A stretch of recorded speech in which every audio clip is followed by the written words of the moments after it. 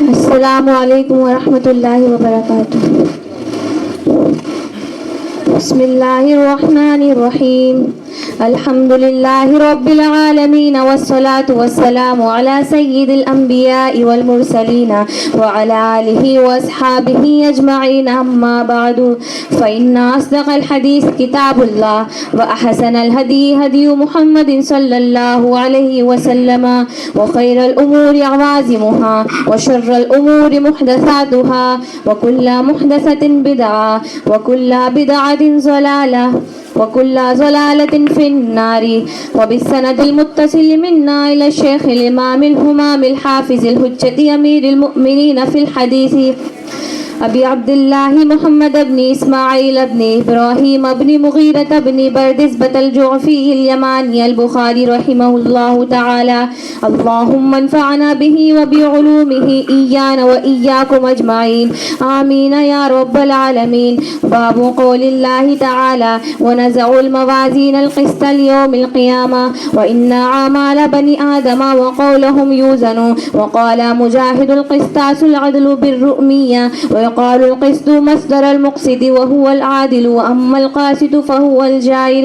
وبه قال حدثنا أحمد بن وشكاب قال حدثنا محمد بن فضيل عن عمارة بن القعقاع عن أبي زرعة عن أبي هريرة رضي الله تعالى عنه قال قال النبي صلى الله عليه وسلم كلمتان حبيبتان إلى الرحمن خفيفتان على اللسان ثقيلتان في الميزان، سبحان الله وبحمده سبحان الله العظيم۔ السلام علیکم ورحمۃ اللہ وبرکاتہ۔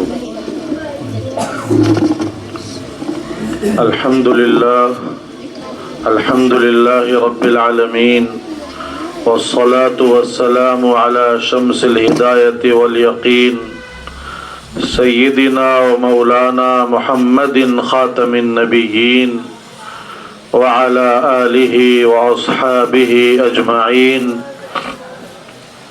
اما بعد۔ باب قول اللہ تعالی ونضع الموازین القسط لیوم القیامہ وأن أعمال بني آدم وقولهم يوزن، وقال مجاهد القسطاس العدل بالرومية، ويقال القسط مصدر المقسط وهو العادل، وأما القاسط فهو الجائر۔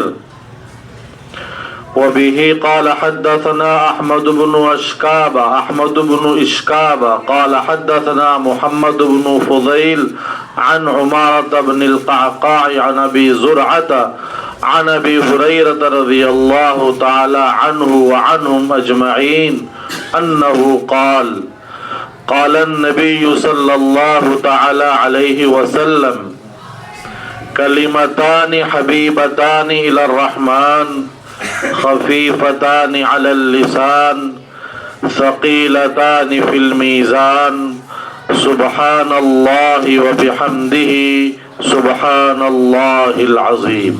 کون کہتا ہے شمس و قمر بخش دے، کون کہتا ہے شمس و قمر بخش دے، اپنی الفت کا مجھ کو گوہر بخش دے، ذائقہ بے مزہ سا ہے ایمان کا، ذائقہ بے مزہ سا ہے ایمان کا، عشق احمد کا مجھ کو ثمر بخش دے، آمین۔ مولایا صلی وسلم دائما ابدا علی حبیبک خیر الخلق کلہم۔ حضرت مولانا مفتی عبدالحی صاحب دامت برکاتہم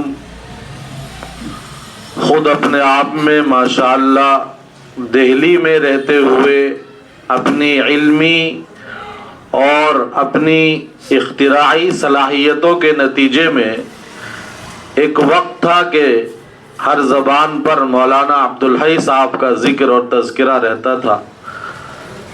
اللہ کا شکر ہے کہ اللہ تعالیٰ نے مولانا کو بڑا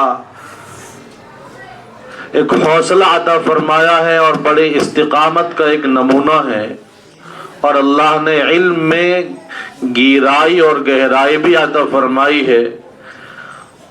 मैं समझता हूँ कि दारुल उलूम देवबंद के साबिक शेखुल हदीस हज़रत मौलाना फ़खरुद्दीन साहब मुरादाबादी नव्वरल्लाहु मरक़दहू से चूँकि शरफ़ तलम्मुज़ हासिल है और आपकी सनद हदीस उनके वास्ते से ऊपर की तरफ जाती है, चूँकि वो अपने आप में एक बहुत बड़े आदमी, बल्कि उनको तो अहले इल्म ने फ़ख्रुल मुहद्दिसीन करार दिया है।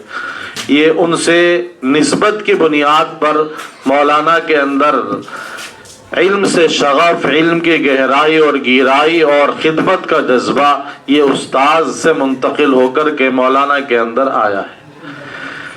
इस बुढ़ापे में जब आदमी खुद अपने काम का नहीं रहता, मौलाना कौम के लिए और मिल्लत के लिए फिक्रमंद हैं और इस इदारे को इस ज़ौफ़ और बीमारी के आलम में चला रहे हैं, और न सिर्फ ये कि चला रहे हैं बल्कि उसका एक बेहतर नतीजा मुम्तहिनीन के ज़रिए आपके सामने आया और बताया गया कि यहाँ का जो मेयार तालीम है वो बहुत बुलंद है और काबिल तहसीन है।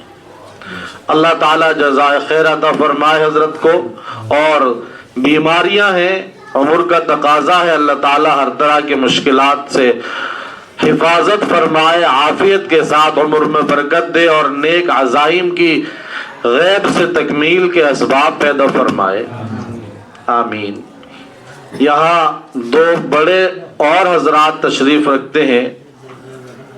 सही बात तो ये थी कि जिस आदमी ने जिंदगी भर इल्म हदीस की खिदमत में गुजार दी और माशाअल्लाह उनका अपना तखस्सुस भी हदीस पर है, तो ये हक तो उनका था। हजरत मौलाना अली अख्तर साहब दामद बरकातुहुम जो एक बड़े मुहद्दिस भी हैं और एक फ़क़ीह भी हैं और दिल्ली के एक अजीम इदारे के रूह रवा और मकबूल उस्ताद भी हैं और एक बेहतरीन मुतरजिम भी हैं। मौलाना अली अख्तर साहब की इल्मी और कलमी खिदमात भी दिल्ली में रोज़े रोशन की तरह आया है, मगर ये इन हजरात की करम फरमाई है, ज़र्रा नवाजी है और ये इनके बड़कपन का सबूत है कि आने वाली नस्लों के लिए ये हजरात सोचते हैं और अपने सामने अपने कायम मकाम और अपने जानशीन पैदा करने की नीयत से अपने छोटों को मौका देते हैं और आगे बढ़ाते हैं, हौसला अफजाई करते हैं। मैं दिल की गहराइयों से हजरत वाला का इस अमल के लिए शुक्रगुजार हूँ। इसी तरह हमारे ख़ास मेहमान भी हैं, बल्कि ये तो एक तरह से मेज़बान भी हैं, जैसे कि अभी तज़किरा हुआ था मौलाना सुहेल साहब दामद बरकातुहुम। इनसे अगरचे ये मुलाकात दूसरी बार है, लेकिन नाम पहले भी सुना था और आज पहली बार बहुत मुख्तसर गुफ्तगू सुनी है। माशाअल्लाह बड़ी सहर अंगेज और बहुत जामे गुफ्तगू फरमाई है। इनकी इल्मी शान, खिताबत और इनका कलम अल्लाह तबारक व ताला उम्मत के लिए मजीद रवा और दवा फरमाए और इनकी खिदमात को भी अल्लाह ताला कबूल फरमाए। इन हजरात की मौजूदगी में जाहिर है कि मेरे लिए भी एक इम्तिहान है, मगर हुक्म है और इंतखाब है तो लबकुशाई की जुर्रत करने की जसारत कर रहा। पाबंद नहीं होता तो वो अपनी मालूमात और अपनी मंशा के मुताबिक जवाब देता है, अपनी मर्जी के मुताबिक जवाब देता है। अगरचे वो मुजरिम हो, लेकिन पहले मरहले में वो अपने जुर्म का इकरार नहीं करता। फिर हाँ, उसके खिलाफ शवाहिद लाए जाते हैं, दलाइल और सबूत पेश किए जाते हैं, फिर वो आहिस्ता आहिस्ता उन चीज़ों को कबूल करना शुरू कर देता है। इस तरह वो इकबाली मुजरिम भी बन जाता है और उसके खिलाफ गवाह और शवाहिद भी होते हैं। अल्लाह तबारक व तआला की अदालत में सारे बंदे हाजिर होंगे। हर बंदा अपने बारे में यही कहेगा कि मैंने तो अल्लाह कोई जुर्म नहीं किया, कोई गलती नहीं की, मगर अल्लाह तबारक व तआला सबूत और गवाह और शवाहिद और दलाइल से ये साबित फरमा देंगे कि तुमने क्या किया, तुमने हमारी मंशा के मुताबिक जिंदगी गुजारी या हमारी मंशा से हटकर। चुनांचे अल्लाह तबारक व तआला ने इसके लिए بہت سے غیبی انتظام فرمائے ہیں، اس تفصیل میں نہیں جانا ہے۔ اللہ نے کرامن کاتبین بٹھا رکھے ہیں۔ اللہ تعالیٰ نے ہمارے اور آپ کے اس پورے جسم کو خود ہمارے اعمال اور ہمارے اقوال کا ریکارڈر بنا دیا ہے اور حفاظت کرنے والا بنا دیا ہے، جس کی تفصیلات قرآن پاک میں موجود ہیں۔ اور اسی طرح وہ روئے زمین جس پر ہم اور آپ لیٹتے ہیں، بیٹھتے ہیں، چلتے ہیں، یہ زمین خود اللہ کی عدالت میں اللہ کے سامنے بولے گی اور ان کی عملی زندگی کو، جس کو آپ علیہ السلام نے تصدیق اور تائید کی سند عطا کر دی، یہ سب کے سب محدثین کی زبان میں حدیث کہلاتی ہے۔ افعال رسول، اقوال رسول اور تقریرات رسول، یعنی جن کو آپ علیہ السلام کی تائید مل گئی، وہ صحابہ کے اقوال اور افعال بھی حدیث ہی کے زمرے میں آتے ہیں۔ آج ہم حدیث کے حوالے سے سبق پڑھ رہے ہیں تو اللہ کے کلام کے بعد رسول اکرم صلی اللہ علیہ وسلم کی احادیث کا سب سے زیادہ معتبر، مستند اور صحیح ترین مجموعہ بخاری شریف ہے۔ اس کے علاوہ اور بھی کتابیں ہیں جن پر اگرچہ صحیح کا لفظ بولا جاتا ہے، چنانچہ ہمارے درس نظامی میں اور محدثین کے یہاں صحاح ستہ کے نام سے 6 حدیث کی بڑی کتابیں مشہور ہیں: بخاری شریف، مسلم شریف، ترمذی شریف، ابو داؤد شریف، نسائی شریف اور ابن ماجہ شریف۔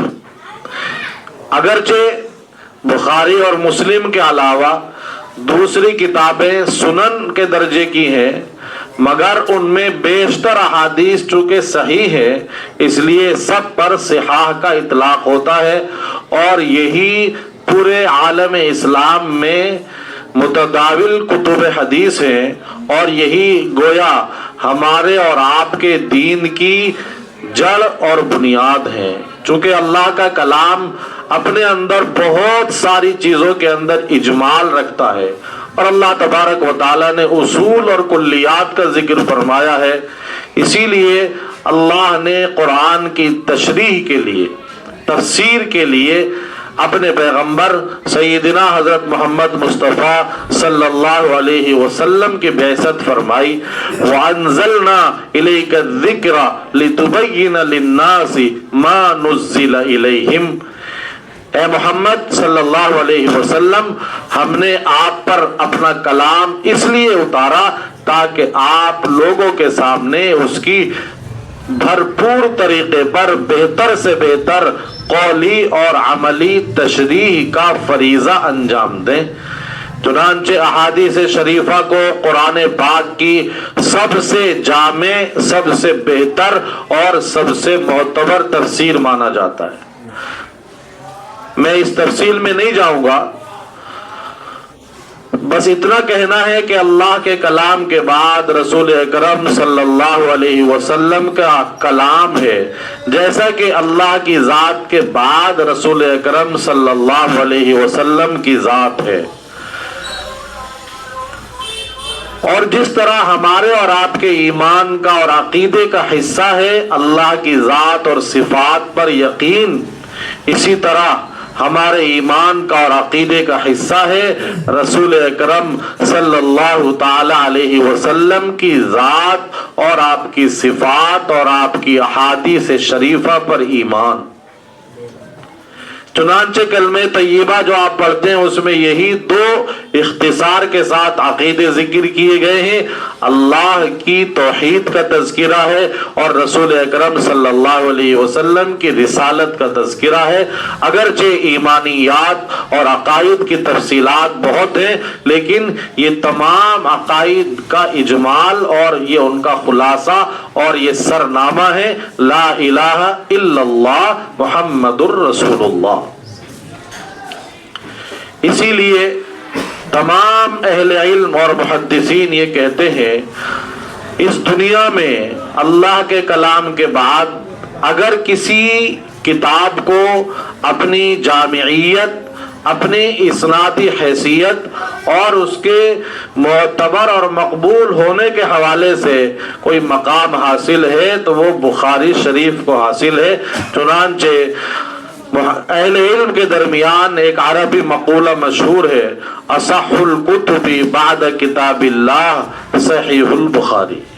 اللہ کی کتاب قرآن مجید کے بعد سب سے زیادہ صحیح ترین کتاب بخاری شریف ہے، چونکہ یہ کتاب رسول اکرم صلی اللہ علیہ وسلم کے اقوال، افعال، احوال اور آپ کی تقریرات پر مشتمل ہے، اس لیے اس کو یہ مقام حاصل ہے۔ اور اس کا حق بھی یہی تھا، چونکہ اس کتاب کو مرتب کرنے والے اور اس میں احادیث شریفہ کو جمع کرنے والے جس جلیل القدر محدث کا یہ کارنامہ ہے، وہ تمام محدثین کا سردار، رئیس المحدثین ہے، امیر المومنین فی الحدیث ہے۔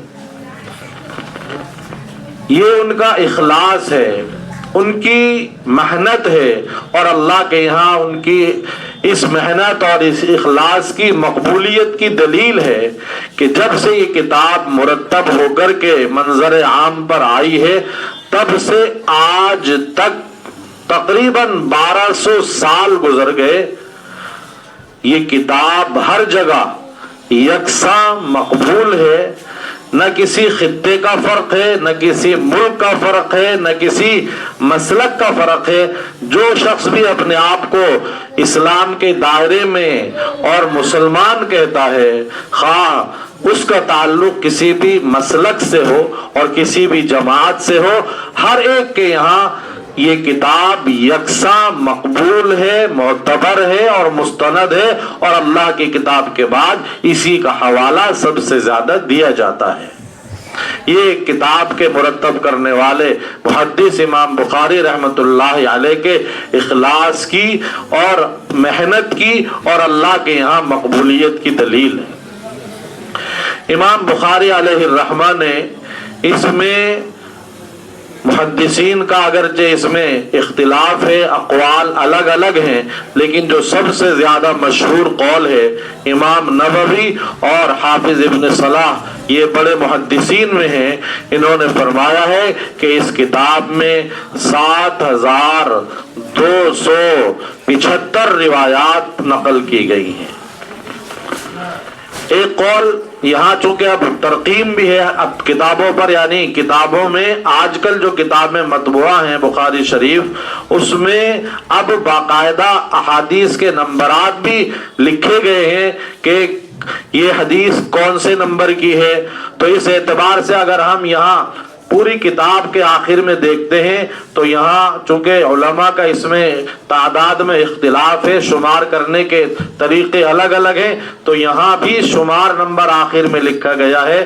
یہاں 2 حوالے دیے گئے، گویا 2 نمبر ہیں، 7262 7563۔ یہ 7563 کا جو قول ہے، یہ حافظ ابن حجر جو شارح بخاری ہیں اور جن کی سب سے زیادہ مقبول اور متداول شرح ہے فتح الباری، یہ قول ان کی طرف منسوب ہے۔ بہرحال 7000 سے زیادہ احادیث شریفہ کا یہ مقدس مجموعہ ہمارے اور آپ کے سامنے ہے، جس کو ہماری بچیوں نے شروع سے آخر تک پڑھا ہے، اور آج اس کی آخری حدیث کا سبق ہو رہا ہے۔ یہاں کتاب کے آخر میں جو عنوان لگایا گیا ہے، جس کو ترجمۃ الباب بولا جاتا ہے، وہ عنوان ہے اللہ تبارک و تعالیٰ کے ایک فرمان سے، وَنَضَعُ الْمَوَازِينَ الْقِسْطَ لِيَوْمِ الْقِيَامَةِ۔ اللہ تعالیٰ کا فرمان ہے جس کا مطلب یہ ہے کہ ہم انصاف کو ظاہر کرنے کے لیے قیامت کے دن ترازویں قائم کریں گے۔ ہم انصاف کو ظاہر کرنے کے لیے قیامت کے دن ترازویں قائم کریں گے۔ یہ قرآن کی آیت کا صرف ایک چھوٹا سا ٹکڑا یہاں ذکر کیا گیا ہے۔ फला तुज़लमु नफ्सुन शैआ। ये इल्लत है कि तराजुए कायम करना इसलिए होता है कि मामला बहुत क्लियर और साफ हो, हिसाब व किताब बहुत वाज़ेह तौर पर हो। चुनांचे कुरान पाक की आयात से भी मालूम होता है और अहादीस शरीफा से भी कि अल्लाह तबारक व तआला बास बादल मौत का जब मंजर होगा, सबको मरने के बाद दोबारा जिंदा कर लेंगे, हश्र व नश्र होगा और वहां लोगों को उनके अकीदे और उनके अमाल के एतबार से आखिरी ठिकाने पर जन्नत या जहन्नम का फैसला किया जाएगा। उससे पहले अल्लाह तबारक व तआला सबका हिसाब व किताब लेंगे। ये हिसाब व किताब ये असल में हमें और आपको इस दुनिया में रहते हुए अल्लाह तबारक व तआला की तरफ से बता दिया जाना, ये इस बात की अलामत है कि हमारा रब हमसे बड़ी मोहब्बत फरमाता है, बड़ा रहीम है, बड़ा करीम है। उसने हमें बता दिया कि तुम्हें इस दुनिया के बाद एक और जहान में आना है और वहां तुम्हारे साथ तुम्हारे आखिरी ठिकाने का फैसला तुम्हारे अमाल और अकीदे के मुताबिक होगा। अल्हम्दुलिल्लाह रब्बिल आलमीन, अल्लाहुम्मा लकल हम्दु कमा अंता अहलु, वसल्लि अला मुहम्मदिन कमा अंता अहलु, वफ़अल बिना मा अंता अहलु, फ़इन्नका अंता अहलुत तक़वा व अहलुल मग़फ़िरह। अल्लाहुम्मा सल्लि अला सय्यिदिना व मौलाना मुहम्मद व अला आलि सय्यिदिना व मौलाना मुहम्मद कमा तुहिब्बु व तर्दा अदद मा तुहिब्बु। रब्बना आतिना फिद दुनिया हसना व फिल आखिरति हसना व क़िना अज़ाबन्नार। Rabbi ज़िदनी इल्मा, rabbi ज़िदनी इल्मा, rabbi ज़िदनी इल्मा। ऐ अल्लाह, आज की इस मजलिस को और इस महफिल को कबूल फरमा। जो बातें कही गई हैं, ऐ अल्लाह, आपके और आपके नबी अलैहिस्सलातु वस्सलाम के हवाले से पेश करने की कोशिश की गई है। अल्लाह, कमी और कोताही को दरगुजर फरमा, अपने बारगाह में कबूल फरमा। अल्लाह, आपके नबी ने आपकी महबूबियत का रास्ता बताया है, उसको इख्तियार करने की तौफीक नसीब फरमा। अपने महबूब और नेक और मुकर्रब बंदों में शामिल फरमा। हमारी दुनिया भी अच्छी फरमा, आखिरत भी अच्छी फरमा और हमें जहन्नम के अजाब से महफूज फरमा। जिन भाइयों और बहनों ने दुआओं के लिए कहा है, या उनके अपने ज़ाती तकाज़े हैं, जायज़ मुरादें और तमन्नाएं हैं, ऐ अल्लाह, बुखारी शरीफ की तकमील की निस्बत से आफियत के साथ सबको कबूल फरमा, सबकी मुरादें पूरी फरमा। मौलाना अब्दुल हई साहब को ऐ अल्लाह शिफा अता फरमा, माजूरी से महफूज फरमा। इनके लगाए हुए इस शजर को सायादार फरमा। ऐ अल्लाह, मुस्लिम और नतीजा खेज बना, इसके फैज को आम ताम फरमा और मुस्तक़बिल के नेक अज़ाइम की खैर आफियत से तकमील फरमा। ऐ अल्लाह, जो इदारे के तकाज़े हैं, ज़रूरियात हैं, सबका गैब से तकफ़्फ़ुल फरमा। ऐ अल्लाह, मुहसिनीन मुतअल्लिक़ीन इदारा को जज़ाए खैर अता फरमा और मुसलमानों के कुलूब को इसकी तरफ ज्यादा से ज्यादा मुतवज्जह फरमा। हाज़रीन, जिन नेक इरादों के साथ आए हैं, अल्लाह, सबको अपने अपने नेक इरादों में कामयाबी अता फरमा। हुज़ूर पाक अलैहिस्सलाम के अक़वाल की बरकत से, बुखारी शरीफ की बरकत से अल्लाह, सबकी जायज़ हाजात को पूरा फरमा। अल्लाह, जो कुछ कहा गया, सुना गया और पढ़ा गया, अल्लाह, उसमें खुलूस और लिल्लाहियत पैदा फरमा। अमल से ताल्लुक रखने वाली बातों पर अमल करने की तौफीक नसीब फरमा। इल्मी बातों को अपने ज़हन में जगह देने की तौफीक नसीब फरमा। अल्लाह, हमारे वालिदैन को, हमारे असातिज़ा को हमारी तरफ से जज़ाए खैर अता फरमा। जो हमारे अजीज़ व अक़ारिब दुनिया से रुख़सत हो गए, अल्लाह, उनको आला इंदियीन में जगह अता फरमा, उनकी कब्रों को नूर से मुनव्वर फरमा, जन्नतुल फिरदौस में दाखिले के फैसले फरमा।